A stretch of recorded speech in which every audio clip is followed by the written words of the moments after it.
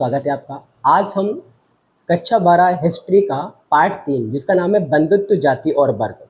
इससे जितने भी एमसीक्यू बन सकते हैं उनको करने वाले हैं और साथ में ये देखेंगे कि अगर इस वीडियो को आप पूरा देखें ना तो पूरे पार्ट का आपको सार भी पता चल जाएगा। तो जरा देखते हैं पहला क्वेश्चन क्या है। पहला क्वेश्चन देखते हैं और पहला क्वेश्चन लिखा है महाभारत के समलोचनात्मक संस्करण का कार्य किसके नेतृत्व में हुआ था। तो आपको ऑप्शन दिए हैं, तो इसका अगर हम उत्तर देखें तो इसका उत्तर क्या हो जाएगा, तो इसका उत्तर हो जाएगा बी.एस. सुक्तांकर। याद रखेंगे ये संस्कृत विद्वान है बी.एस. सुक्तांकर। इन्होंने क्या किया था, 1919 में महाभारत के समलोचनात्मक संस्करण की शुरुआत की थी और ये कब तक हो पाया, तो 1966 तक हो पाया। यानी कह सकते हैं इसमें 47 वर्ष लगे, 47 ईयर्स। अगर हम देखें होता क्या क्या क्या किया इन्होंने, तो इन्होंने पूरे भारत साथ में नेपाल तक की क्या है हर मंदिर से पांडुलिपियां मंगाई थी और उन पांडुलिपियों में ये देखा गया था जिनमें समान श्लोक थे, उन समान श्लोकों को एक नए संस्करण में रखा और इन्होंने 13,000 पृष्ठों में एक नया संस्करण प्रकाशित किया था। आपको ये याद रखना है। आगे बढ़ते हैं और दूसरा क्वेश्चन देखते हैं। महाभारत का समलोचनात्मक संस्करण होने में कितना वर्ष लगा है, कितना समय लगा है, तो मैंने आपको अभी बताया 47 वर्ष। तो इसका सही आंसर हो जाएगा ऑप्शन नंबर सी, 47 वर्ष लगे हैं। आगे बढ़ते हैं, अगला क्वेश्चन देखते हैं। अगला क्वेश्चन लिखा है पितृवंशिकता में वंश किसके नाम के आगे बढ़ता है, किसके नाम से आगे बढ़ता है। तो याद रखेंगे पितृवंशिकता में पिता पिता पिता के बाद उसका पुत्र और फिर पुत्र के बाद फिर से प्रपुत्र, यानी कह सकते हैं वंश परंपरा पुरुष के नाम से चलती है। पिता के बाद उसकी संपत्ति का अधिकारी कौन हो जाएगा, पुत्र हो जाएगा। ठीक है, आगे बढ़ते हैं। आगे प्रश्न लिखा है ऋग्वेद के किस सूक्त में वर्ण व्यवस्था का वर्णन किया गया है। तो याद रखें ऋग्वेद की बात करें, ऋग्वेद में 10 मंडल है और जो 10वां मंडल है उस 10वें मंडल में पुरुष सूक्त का वर्णन है और इसी पुरुष सूक्त में वर्ण व्यवस्था का वर्णन है, जिसमें कहा गया है कि एक आदि पुरुष यानी ब्रह्मा के मुख से ब्राह्मण का जन्म हुआ है। वहीं बात करें भुजाओं से क्षत्रिय का जन्म हुआ है और जंगाओं से वैश्य का जन्म हुआ है और चरणों से शूद्र का जन्म हुआ, यानी 4 वर्ण बताए गए और 4 वर्ण कह सकते हैं ऋग्वेद के पुरुष सूक्त में वर्णित किए गए। तो आंसर हो जाएगा आपका पुरुष सूक्त, यानी बी ऑप्शन आपका सही आंसर है। आगे बढ़ते हैं, अगला क्वेश्चन क्या है। अगला क्वेश्चन लिखा है बहिर्विवाह पद्धति का अर्थ क्या है। बहिर्विवाह पद्धति का अर्थ क्या है, तो ऑप्शन देखिए आप, ऑप्शन क्या है। तो याद रखें बहिर्विवाह का अर्थ क्या होता है, अपने गोत्र के बाहर विवाह करना। जैसे हम लोग हैं अभी क्या करते हैं, अपने गोत्र के बाहर विवाह करते हैं। जाति तो अपनी जाति के अंदर करते हैं लेकिन गोत्र के बाहर करते हैं, तो उसको क्या कहते हैं, बहिर्विवाह कहते हैं। मनुस्मृति जैसे धर्म शास्त्रों में बहिर्विवाह को अच्छा माना गया है। ठीक है, आगे बढ़ते हैं। अगला क्वेश्चन क्या है। अगला क्वेश्चन लिखा है ब्राह्मणों द्वारा गोत्र पद्धति का प्रचलन कब से स्टार्ट हुआ है, कब से शुरुआत हुई है। तो इसका सही आंसर देखें तो इसका सही आंसर हो जाएगा 1000 ईसा पूर्व। तो 1000 ईसा पूर्व के आसपास गोत्र पद्धति का प्रचलन शुरू हुआ था। गोत्र की बात करेंगे तो प्रत्येक एक गोत्र जो होता है वो वैदिक ऋषि के नाम पर होता है, जैसे कि वशिष्ठ है, ठीक है, और बात करें हम दूसरा गौतम है, तो प्रत्येक गोत्र जो होता है वो वैदिक ऋषि के नाम पर होता है। आगे बढ़ते हैं। अगला प्रश्न लिखा है सातवाहन शासक गौतमीपुत्र सातकर्णी ने स्वयं को क्या कहा था। तो इसका सही आंसर क्या हो जाएगा, तो इसका सही आंसर हो जाएगा अद्वितीय ब्राह्मण।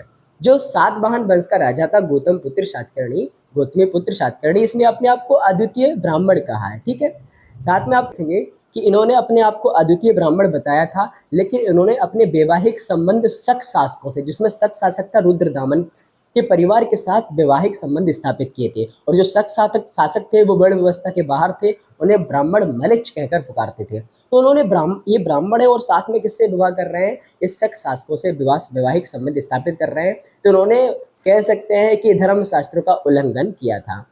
आगे बढ़ते हैं, अगला क्वेश्चन क्या है। अगला क्वेश्चन लिखा है शास्त्रों के अनुसार अस्पृश्य यानी चांडालों का कौन सा कार्य था। तो चांडालों का कार्य कौन सा, तो याद रखें चांडालों का जो कार्य था वो था अंत्येष्टि करना। जो मृत हैं और शवों की अंत्येष्टि करना इनका कार्य था।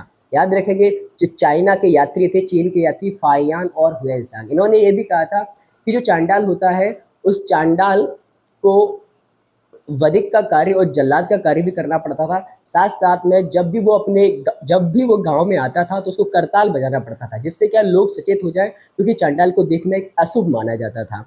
तो चांडाल एक तो गांव से बाहर रहते थे, वो फेंके हुए बर्तन और कपड़ों का इस्तेमाल करते थे। जो मृत शरीर है, मृत शरीर पर जो कपड़े पहने होते हैं उस कपड़े का इस्तेमाल चांडाल करते थे। ठीक है, घर से मतलब गांव से बाहर निकलना होता था, उनको लोग छू नहीं सकते थे। आगे बढ़ते हैं, अगला क्वेश्चन देखते हैं। अगला क्वेश्चन क्या है।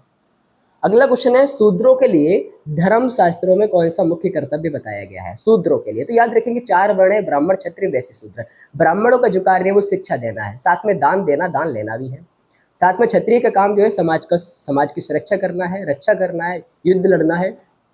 वहीं अगर हम बात करें वैश्य की, तो वैश्य का काम जो है व्यापार करना, गाय पालना, जैसे गौ है, कृषि है, ठीक है, ये व्यवसाय करना। साथ में अब लास्ट जो है शूद्र, शूद्र का कार्य एक ही बताया गया है, तीनों वर्णों की सेवा करना। जो ब्राह्मण, क्षत्रिय, वैश्य है उनकी क्या करना? सेवा करना। ये तीनों वर्णों की सेवा करना ऑप्शन नंबर सी हो जाएगा।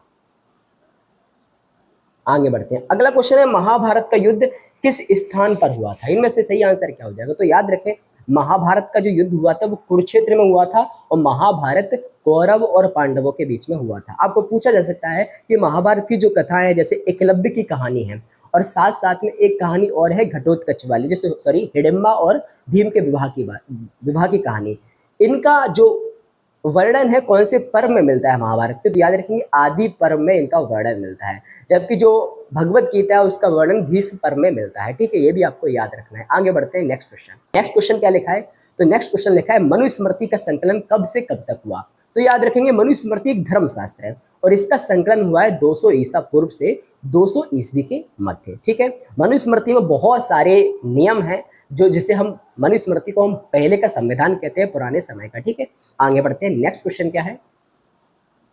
नेक्स्ट क्वेश्चन है कि अंतर्विवाह का संबंध किससे? इनमें से कौन सा हो जाएगा जो अंतर्विवाह होगा? तो याद रखेंगे पहला ऑप्शन, समूह के भीतर विवाह करना या गोत्र के भीतर विवाह करना ही क्या एक अंतर्विवाह है, जो कि एक तरह से वर्जित होता है। किसके द्वारा? मनुस्मृति के द्वारा। ठीक है, आगे बढ़ते हैं। अगला क्वेश्चन, अगला क्वेश्चन है कि प्रभावती गुप्त किसकी पुत्री थी? तो प्रभावती गुप्त किसकी पुत्री थी? तो प्रभावती गुप्त के बारे में याद रखेंगे, ये चंद्रगुप्त द्वितीय जो गुप्त वंश के राजा थे, जिन्हें अपन विक्रमादित्य के नाम से भी जानते हैं, उज्जैनी के राजा, उनकी पुत्री थी। और इनकी शादी जो हुई थी वाकाटक वंश के राजा रुद्रसेन द्वितीय से हुई थी। वाकाटक वंश के जो राजा थे रुद्रसेन द्वितीय, उनकी मृत्यु हो जाती है, जिसके बाद संपत्ति का जो अधिकार या कह सकते हैं पूरी संपत्ति किसके पास चली जाती है? प्रभावती गुप्त के पास चली जाती है। ठीक है, आगे बढ़ते हैं। नेक्स्ट क्वेश्चन क्या है? क्वेश्चन है कि बौद्ध ग्रंथों के अनुसार मौर्य शासक किस वर्ण के थे? बौद्ध ग्रंथों के अनुसार मौर्य शासक किस वर्ण के थे? तो याद रखेंगे, इनमें काफी कंफ्यूजन होती है।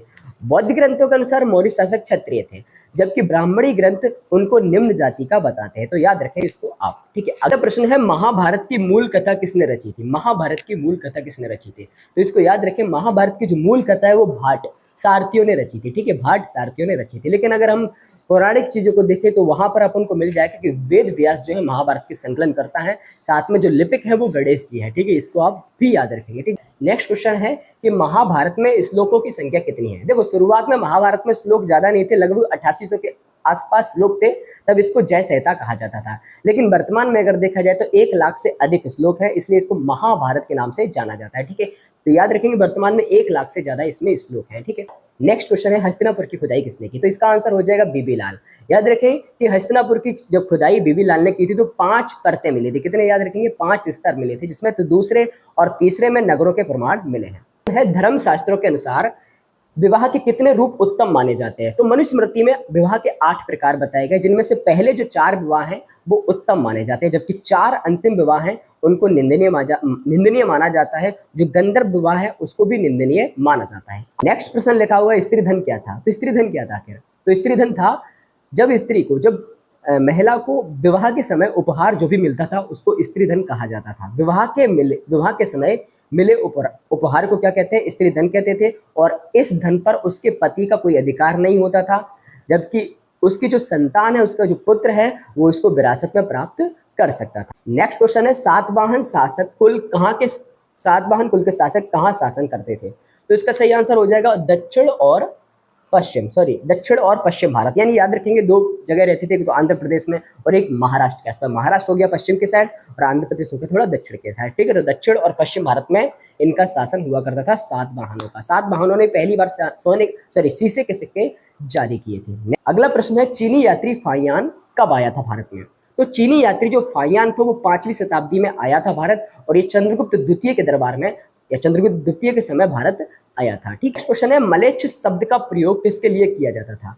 तो मलेच्छ शब्द का प्रयोग ब्राह्मणी ग्रंथों में किया गया है किसके लिए? जो बाहरी विदेशी लोग आए थे, जो विदेशी जाति, जो बाहरी लोग आए थे, उनको मलेच्छ कहा जाता था। जैसे कि शक को मलेच्छ कहा गया था, उन्हें संस्कृत बोलना नहीं आता था, जो वर्ण व्यवस्था से बाहर थे उन्हें मलेच्छ कह दिया इन्होंने, ठीक है।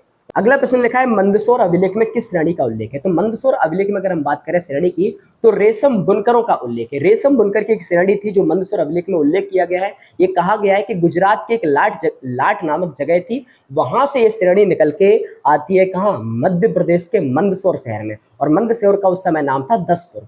जहां पर आती है वो क्यों आती है? क्योंकि वहां पर राजा का नाम काफी फेमस हो चुका था कि कोई राजा रहा करते थे, बहुत दानशील राजा थे, बहुत अच्छे राजा थे मंदसौर के, इसलिए श्रेणी गुजरात को छोड़कर कहाँ आई? मंदसौर में आई। और इन श्रेणियों ने पैसा इकट्ठा किया और यहाँ पर एक मंदिर भी बनवाया जिसका नाम है सूर्य मंदिर, ठीक है। वहां पर एक सूर्य मंदिर भी बनवाया था। अगला प्रश्न है एकलव्य किस समुदाय से संबंधित था? तो एकलव्य एक निषाद था। निषाद का अर्थ होता है जो शिकारी होते हैं वन में, जो वन में रहते हैं शिकारी, उन्हें एकलव्य कहते, मतलब उन्हें निषाद कहते हैं, ठीक है। नेक्स्ट क्वेश्चन लिखा है जाति किस पर आधारित थी? तो जाति याद रखें जन्म पर आधारित है। जन्म का आधारित का मतलब यह है कि अगर किसी भी इंसान ने ब्राह्मण के घर जन्म लिया तो वो ब्राह्मण ही रहेगा, चाहे उसके कर्म कैसे भी हो। क्षत्रिय घर जन्म लिया तो क्षत्रिय रहेगा, चाहे उसके कर्म कैसे भी बने रहो, ठीक है। अगला प्रश्न है धर्मशास्त्रों के अनुसार वैश्यों का कार्य क्या था? तो इनका मुख्य कार्य था कृषि करना, गोपालन करना, ठीक है, व्यवसाय करना, वैश्यों का मुख्य कार्य बताया गया। अगला प्रश्न देखते हैं। अगला प्रश्न है बहुपति प्रथा का सबसे प्रसिद्ध उदाहरण कौन सा है? तो बहुपति प्रथा का इनमें से अगर उदाहरण देखा जाए तो द्रौपदी जो है बहुपति प्रथा का सबसे प्रसिद्ध उदाहरण है। आगे प्रश्न लिखा है मनुस्मृति के अनुसार पिता की संपत्ति पर विशेष अधिकार किसे था? तो इसका सही आंसर क्या हो जाएगा? इसका सही आंसर हो जाएगा ज्येष्ठ पुत्र। याद रखें मनुस्मृति के अनुसार कहा गया है कि पुत्रों को, जो पुत्र हैं वही संपत्ति के अधिकारी रहेंगे, लेकिन जो ज्येष्ठ पुत्र है वो विशेष भाग का अधिकारी हो सकता है, ठीक है। आगे प्रश्न देखते हैं। नेक्स्ट क्वेश्चन क्या लिखा है? नेक्स्ट क्वेश्चन लिखा है भगवत गीता महाभारत के किस पर्व का अंश है? तो याद रखें 20वें पर्व का अंश है, ठीक है। महाभारत जो है, ये भी साथ रख ले कि महाभारत जो है, महाभारत मुख्यतः दो चीजों में बटी है, एक आख्यान है और दूसरा उपदेशात्मक अंश है। आख्यान में कहानी आ जाएंगी, ठीक है, और उपदेशात्मक अंश में जैसे कि भगवत गीता है वो आ जाएगा, ठीक है। आगे बढ़ते हैं।